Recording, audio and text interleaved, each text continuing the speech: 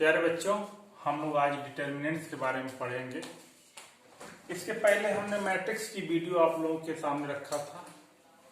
सबसे पहले ये जानना जरूरी है मैट्रिक्स और डिटर्मिनेंट्स आव्यूह और सारणिक में अंतर क्या है। पहला अंतर तो यह है कि मैट्रिक्स जो होती है स्क्वायर और रेक्टेंगुलर कुछ भी हो सकती है, वर्गाकार हो सकती है, आयताकार हो सकती है, लेकिन डिटर्मिनेंट सारणिक केवल वर्गाकार होती है, स्क्वायर होती है। और जो महत्वपूर्ण अंतर है कि डिटर्मिनेंट्स की वैल्यू निकाली जाती है, डिटर्मिनेंट्स का मान निकाला जाता है, जबकि मैट्रिक्स का मान नहीं निकाला जाता है। तो हम चलते हैं अपने वीडियो में आगे।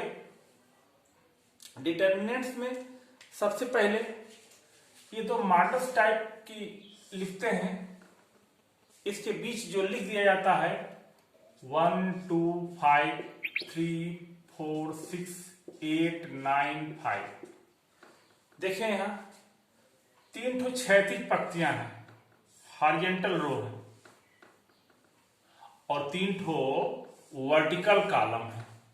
जितनी हॉरिजॉन्टल रो होती हैं उतनी वर्टिकल कॉलम होते हैं, जितनी क्षैतिज पंक्तियां होती हैं उतने ऊर्ध्वाधर स्तंभ होते हैं, और ये इतने कोटि की सारणी कही जाती है, इतने ऑर्डर की डिटर्मिनेंट्स कही जाती है। तो सबसे पहले हमने ये बताया था कि डिटर्मिनेंट्स की वैल्यू निकाली जाती है। तो कैसे निकलती है? तो पहले सेकेंड ऑर्डर की डिटर्मिनेंट देखें, 3 5 7 9। इसमें देखें ये वैल्यू निकालने के लिए, इसका मान निकालने के लिए ये जो मुख्य डायगोनल है, मुख्य विकर्ण है, इसमें से दूसरे विकर्ण को मल्टीप्लाई करके माइनस कर देते हैं। तो यदि इसको हम a से डिनोट करें तो a equal to 3 into 9 minus 7 into 5, a equal to 27 minus 35, a equal to minus, क्योंकि ये निगेटिव पार्ट ज्यादा है, 2 हो जाएगा और 8 हो जाएगा और 0 हो जाएगा। तो इसकी वैल्यू -8 हुई। तो सारणिक का मान, डिटरमिनेंट्स की वैल्यू पॉजिटिव नेगेटिव कुछ भी हो सकती है। तो यहाँ पे हम लोगों को एक तो ये मिला कि सेकेंड ऑर्डर की जो सारणिक है उसका मान कैसे हम निकालते हैं, उसकी वैल्यू कैसे निकालते हैं, एक बार फिर से देख लें। A है, B है, C है, D। ये मेन डायगोनल में से दूसरा डायगोनल माइनस कर देते हैं। A into D minus C into B। ये जो वैल्यू होगी वही इस डिटर्मिनेंट्स की वैल्यू होगी। अब इसके बाद यदि तीसरे ऑर्डर की सारणिक है, तीसरे क्रम की सारणिक है, तो उसकी वैल्यू, उसका मान कैसे निकलेगा? तीसरे क्रम की सारणिक हो तो उसे पहले दूसरे क्रम की सारणिक में बदलते हैं। थर्ड ऑर्डर की डिटर्मिनेंट्स है तो उसको हम सेकेंड ऑर्डर में बदलते हैं। तो देख लें 1 2 3 0 2 3 3 5 2। यहां देख लें 3 ठो रो है और 3 ठो कॉलम है। तो सबसे पहले ये जानना जरूरी है कि हम फर्स्ट रो के रेस्पेक्ट में, सेकेंड रो के रेस्पेक्ट में, थर्ड रो के रेस्पेक्ट में, या फर्स्ट कॉलम के, या सेकेंड कॉलम के, या थर्ड कॉलम के किसी भी रो के रेस्पेक्ट में, या किसी भी कॉलम के रेस्पेक्ट में हम इसको एक्सपेंड कर सकते हैं। पहले हमें डिसाइड करना पड़ेगा कि हम किसके रेस्पेक्ट में इसकी वैल्यू निकालना चाहते हैं। अब जैसे मान लीजिए हम यदि फर्स्ट रो के सापेक्ष रेस्पेक्ट में मान निकालना चाहते हैं तो हमें इसके साइन को देखना पड़ेगा। इसमें प्लस से मल्टीप्लाई करना, इसमें माइनस से मल्टीप्लाई करना, इसमें प्लस से मल्टीप्लाई करना, अल्टरनेट प्लस माइनस से मल्टीप्लाई करते हैं। प्लस का मल्टीप्लाई करने का मतलब कुछ भी नहीं करना, नो चेंज। माइनस का मल्टीप्लाई करने का मतलब केवल साइन चेंज करना होता है। यदि हम थर्ड कॉलम के रेस्पेक्ट में चाहें तो हम यहीं से अल्टरनेट चलते हुए यहां पहुंचेंगे। लेकिन साइन केवल थर्ड कॉलम का ही लेंगे और को इग्नोर कर देंगे। जैसे यदि हमें थर्ड कॉलम के रेस्पेक्ट में करना होगा तो plus minus plus minus plus, अर्थात इसमें प्लस का मल्टीप्लाई करेंगे, इसमें माइनस का मल्टीप्लाई करेंगे, इसमें प्लस का मल्टीप्लाई करेंगे। यदि हमें सेकेंड रो के रेस्पेक्ट में इसको एक्सपेंड करना होगा तो हम यहीं से स्टार्ट करेंगे, प्लस माइनस प्लस माइनस, अर्थात इसमें माइनस से मल्टीप्लाई करेंगे, इसमें प्लस से मल्टीप्लाई करेंगे और इसमें माइनस से मल्टीप्लाई करेंगे।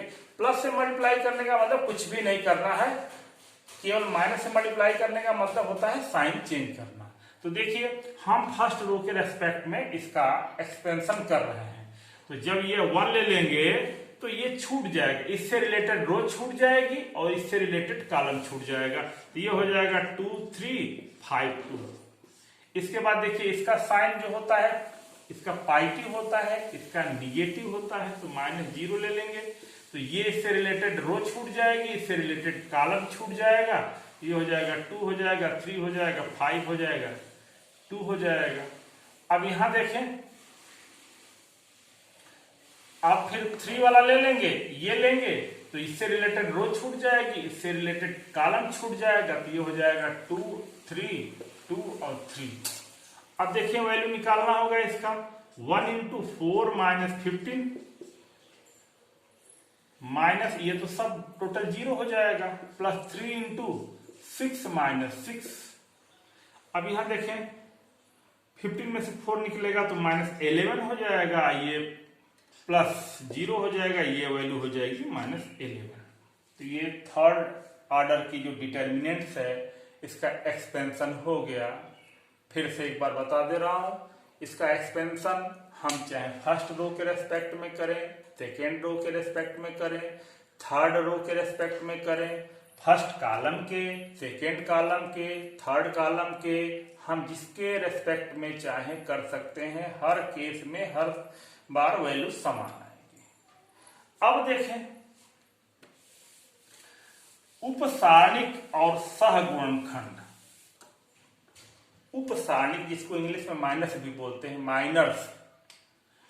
अब जैसे ये कोई सारणिक है 1 2 3 5 9 8 10 12 15। तो ये 3 क्रॉस 3 की सारणिक है, तीसरे ऑर्डर की सारणिक है। इसमें कुल 9 एलिमेंट हैं, तो इसके 9 उपसारणिक हो सकती है। तो अब उपसारणिक कैसे निकालना होगा? यदि हमें इस 15 की उपसारणिक निकालनी होगी तो 15 जिस रो में आता है उस रो को छोड़ देंगे, जिस कॉलम में आता है उस कॉलम को छोड़ देंगे। यह हो जाएगा 1 2 5 9। ये उपसारणिक हो गई। किस एलिमेंट की उपसारणिक हो गई? 15 की। इसी तरह यदि हमें 10, ये जो फर्स्ट रो का थर्ड एलिमेंट है, इसकी उपसारणिक लिखना होगा तो ये जिस रो में आता है और जिस कॉलम में आता है उसको छोड़ देंगे। तो 2 3 9 और 8 ये उपसारणिक हो गई। किसकी उपसारणिक हो गई? 10 की हो गई उपसारणिक। तो माइनस निकालना होता है, जिस किसी भी एलिमेंट का माइनस निकालना होता है उस एलिमेंट से रिलेटेड रो को और उस एलिमेंट से रिलेटेड कॉलम को छोड़ देने पर जो सारणिक, जो डिटर्मिनेंट्स बचती है उसको लिख दिया जाता है, उसी को माइनस या उपसारणिक कहते हैं। अब देखें सहगुणनखंड जिसको कोफैक्टर कहते हैं। कोफैक्टर क्या चीज होता है, कैसे निकाला जाता है? कोई भी सारणिक लिख लिया जाए। जनरली सेकेंड ऑर्डर और थर्ड ऑर्डर की ही सारणिक पढ़नी होती है, तो हम थर्ड ऑर्डर की सारणिक लिख रहे हैं। 2 5 7 8 9 12 1 -1 2। अब देखें जैसे हम कोफैक्टर लिखना चाहते हैं जिसको हम सहगुणनखंड भी कहते हैं। अब जैसे मुझे ये 7 का कोफैक्टर लिखना है तो सबसे पहले हम 7 का वो लिखेंगे उपसारणिक। तो 7 की जो उपसारणिक होगी उससे रिलेटेड रो को छोड़ देंगे, उससे रिलेटेड कॉलम को छोड़ देंगे। तो यहां बचा 8 9 1 और -1। अब देखें, अभी तक तो हमने ये 7 की उपसारणिक लिखा है, माइनस लिखा है। अब इसके पीछे प्लस का मल्टीप्लाई करना होगा कि माइनस का मल्टीप्लाई करना होगा, ये डिपेंड करेगा ये एलिमेंट किस रो और किस कॉलम में है। रो और कॉलम को ऐड कर देंगे, जोड़ देंगे। अगर यह एडिशन इवन आता है तो प्लस से मल्टीप्लाई करेंगे, और यदि यह एडिशन ऑड आता है, यह योगफल यदि विषम आता है तो माइनस से मल्टीप्लाई करेंगे। तो 7 को देखिए, 7 जो है थर्ड रो का है, first row, second row, third row, और फर्स्ट कॉलम का है, थर्ड रो, फर्स्ट कॉलम, 3 और 1 मिलकर के 4 हो जाएगा। तो 4 सम संख्या है, अतः इसमें प्लस से मल्टीप्लाई करेंगे। प्लस से मल्टीप्लाई करने का मतलब कुछ भी नहीं करना, अर्थात यही उपसारणिक भी हुई और यही सहगुणनखंड भी हुआ। अब जैसे देखें, हमें इस 12 का सहगुणनखंड निकालना होता है, तो पहले 12 की उपसारणिक लिखेंगे। तो 12 की उपसारणिक हो जाएगी, ये रो छूट जाएगी, ये कॉलम छूट जाएगा, 2, 5 और 1 और -1, ये तो उपसारणिक हो गई 12 की। अब इसके बाद ये देखा जाए कि इसके पीछे किसका मल्टीप्लाई करना पड़ेगा, प्लस का मल्टीप्लाई करना पड़ेगा कि माइनस का मल्टीप्लाई करना पड़ेगा। तो ये 12 जो है थर्ड रो का है और इधर से सेकेंड कॉलम का है, तो 3 और 2 मिलके 5 होता है, निगेटिव हुआ, अतः यहाँ माइनस मल्टीप्लाई कर देंगे। अब इसकी वैल्यू हम जो है चाहे तो निकाल लेंगे, जैसे सेकेंड ऑर्डर के डिटर्मिनेंट्स का मान निकाला जाता है। तो अभी तो ये एलिमेंट्री जानकारी रही कि सेकेंड ऑर्डर की डिटर्मिनेंट्स को कैसे आप ब्रेक करके उसकी वैल्यू निकालोगे, थर्ड ऑर्डर के डिटर्मिनेंट्स को ब्रेक करके कैसे उसकी वैल्यू निकालोगे, कोफैक्टर क्या होता है, माइनस क्या होता है, उपसारणिक, सहगुणनखंड। अब देखें, सारणिक में कुछ प्रॉपर्टी होती है, गुण होते हैं। सारणिक के क्वेश्चंस को जब सॉल्व करना होता है तो उसमें हम प्रॉपर्टी लगाते हैं। बिना प्रॉपर्टी के सॉल्व करें तो बहुत बड़ा क्वेश्चन हो जाता है, इसलिए सॉल्व कुछ क्वेश्चन बिना प्रॉपर्टी के संभव नहीं हो कि वो सॉल्व हो ही जाए, अतः इसमें कुछ प्रॉपर्टी है। तो यहां ध्यान देने वाली बात यह है कि जो प्रॉपर्टी रो की होती है सेम वही प्रॉपर्टी कॉलम की होती है। यदि हम कह रहे हैं कि सारणी के किसी पंक्त में ऐसी बात होती है, रो में ये बात होती है, तो ऑटोमेटिकली आप जान लो कि वो चीज कॉलम में भी होगी। केवल रो के लिए या केवल कॉलम के लिए अलग से कोई प्रॉपर्टी होती ही नहीं है। तो इसमें कुछ प्रॉपर्टी देखें, हमने प्रॉपर्टी को अरेंज ऐसे किया कि याद करने में आसानी रहेगी। तो सबसे पहले प्रॉपर्टी ये है, पहली प्रॉपर्टी ये है कि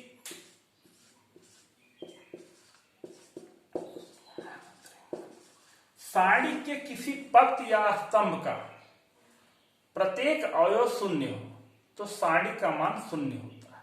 अब यहां देखने वाली बात है कि फर्स्ट कॉलम का प्रत्येक एलिमेंट, एवरी एलिमेंट, ये जो है 0 के बराबर है। तो जब प्रत्येक एलिमेंट 0 के बराबर होगा किसी एक रो का या किसी एक कॉलम का, तो इस सारणी की वैल्यू 0 हो जाएगी, बिना निकाले हुए आप डायरेक्ट 0 लिख सकते हो। तो ये फर्स्ट प्रॉपर्टी है, पहली प्रॉपर्टी है। अब दूसरी प्रॉपर्टी देखें आप,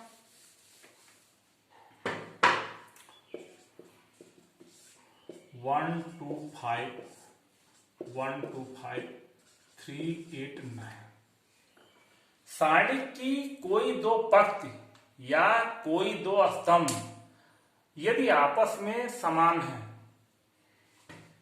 दो रो आपस में आइडेंटिकल हो या दो कॉलम आपस में आइडेंटिकल हो, तो उस सारणी का मान शून्य होता है। यहां पे फर्स्ट रो और थर्ड रो देखिए 1 2 5 1 2 5 दोनों आइडेंटिकल है, दोनों समान है, तो इस सारणी की वैल्यू जो होगी शून्य होगी। तो दो स्थितियों में सारणी की वैल्यू 0 होती है। अब चले आगे,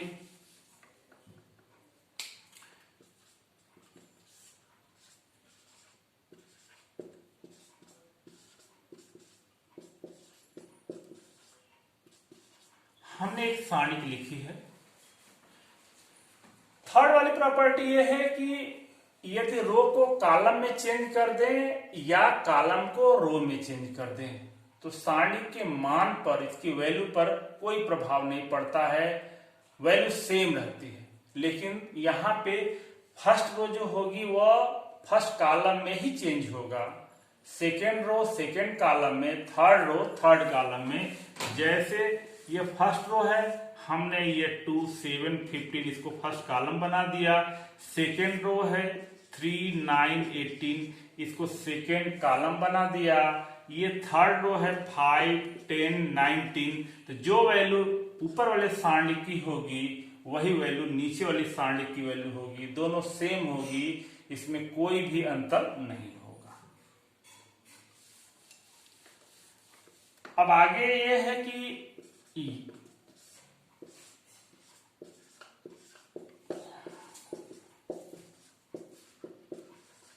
सारणी में किसी दो पंक्ति को या किसी दो स्तंभ को आपस में बदल दें, किसी दो रो को या किसी दो कॉलम को आपस में बदल दें। अब जैसे हम क्या कर रहे हैं, ये फर्स्ट रो है, ये सेकेंड रो है, फर्स्ट रो को सेकेंड रो कर दे रहे हैं, सेकेंड रो को फर्स्ट रो कर दे रहे हैं। 3 9 वैल्यू 15 2 7 13 5 11 18। तो जो न्यूमेरिकल वैल्यू इसकी होगी, न्यूमेरिकल वैल्यू सेम होगी लेकिन साइन चेंज हो जाएगा। अर्थात किसी दो रो को या दो कॉलम को आपस में इंटरचेंज करते हैं तो सारणी का चिन्ह बदल जाता है, साइन चेंज होता है। अगर उसकी वैल्यू पहले से पॉजिटिव होगी तो निगेटिव हो जाएगा, निगेटिव होगी तो पॉजिटिव हो जाएगा।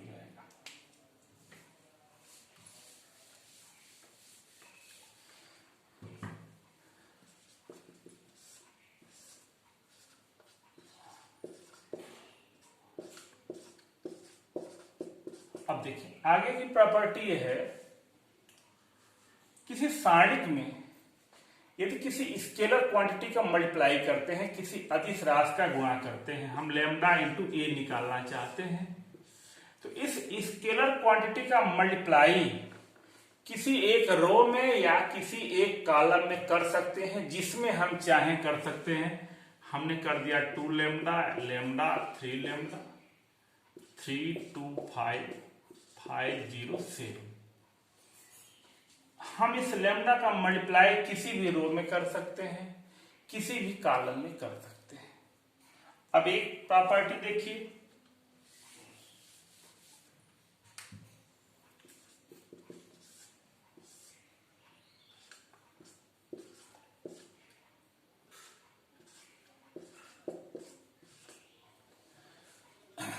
किसी सारणी में डिटर्मिनेंट्स में मेन डायगोनल कि एक साइड के सभी एलिमेंट यदि जीरो है, एक साइड के सभी एलिमेंट जीरो हैं, तो इस सारणी की वैल्यू जो मेन डायगोनल के जो भी एलिमेंट हैं उनके मल्टीप्लिकेशन के बराबर होती है। अब यहां देखिए मेन डायगोनल 2 1 3 है, इस साइड सारे एलिमेंट जीरो है, तो इसकी वैल्यू जो होगी 2 3 जा 6 के बराबर होगी। बिना कुछ किए जल्दी जल्दी आप मान निकाल लोगे। अब देखो आखिरी प्रॉपर्टी ये क्या है, ये थोड़ी सी महत्वपूर्ण प्रॉपर्टी है। 3 5 7 12 15 18 19 25। हम सारणी के किसी पंक्ति या स्तंभ में दूसरे पंक्तियों या स्तंभों को या उनके मल्टीपल को जोड़ सकते हैं या घटा सकते हैं। जैसे हम कर क्या रहे हैं, R1 टेंस टू, यदि हमने यहां R1 लिखा तो यहां हमें R1 लिखना होगा। R1 plus lambda R2 plus mu R3, जहां लेमडा और म्यू कोई स्केलर क्वांटिटी है, कोई अदिश राशि है। हम एक साथ दो रो में कर सकते हैं या दो कॉलम में कर सकते हैं। तो हम R2 में लेमडा का मल्टीप्लाई और R3 में लेमडा म्यू का मल्टीप्लाई करके उसको R1 की जगह पे लिख देंगे और R2 और R3 उसी तरह लिखा जाएगा। तो देखिए है 3 लिख के दिखा दे रहे हैं। 3 इसमें लेमडा से मल्टीप्लाई करना है, 3 प्लस देखें R1 में इसमें लेमडा से मल्टीप्लाई करना है, 3 plus 5 lambda plus 7 mu, high हो जाएगा 9 प्लस 12 लेमडा प्लस 15 म्यू, ये हो जाएगा 18 प्लस 19 लेमडा प्लस 25 म्यू। और सेकेंड रो और थर्ड रो को तो उसी तरह लिख देना, 5 12 19 7 15 25। ऐसा क्यों किया जाता है, क्या कारण है? अभी तो दिख रहा होगा कि बहुत बड़ा है, लेकिन हम ऐसे सुटेबल नंबर्स का मल्टीप्लाई करते हैं और हमारा एक ही रीजन होता है, एक ही कारण होता है ये सब करने के लिए कि किसी डिटर्मिनेंट्स के किसी एक रो में ज्यादा से ज्यादा जीरो आवे। अब ज्यादा से ज्यादा जीरो आने से क्या मुझे फायदा मिलेगा? ज्यादा से ज्यादा जीरो आने से हमें इसका एक्सपेंशन करने में आसानी होगी, या कुछ जो हमको प्रूफ करना है कोई नंबर्स हमें कॉमन मिल जाए, किसी एक रो में कॉमन मिल जाए या किसी एक कॉलम में कॉमन मिल जाए, दैट्स ऑल। तो सारणी की इतनी प्रॉपर्टी होती है, इतनी प्रॉपर्टी से हम क्वेश्चंस को सॉल्व करेंगे। सारणी के क्वेश्चन थोड़े से बड़े बड़े होते हैं, लेकिन हमारे अगले वीडियो में कुछ अच्छे क्वेश्चंस आपको मिलेंगे। प्रॉपर्टी पहले पढ़ लें तो हम फिर अगले वीडियो में आपको क्वेश्चन डाल रहे हैं।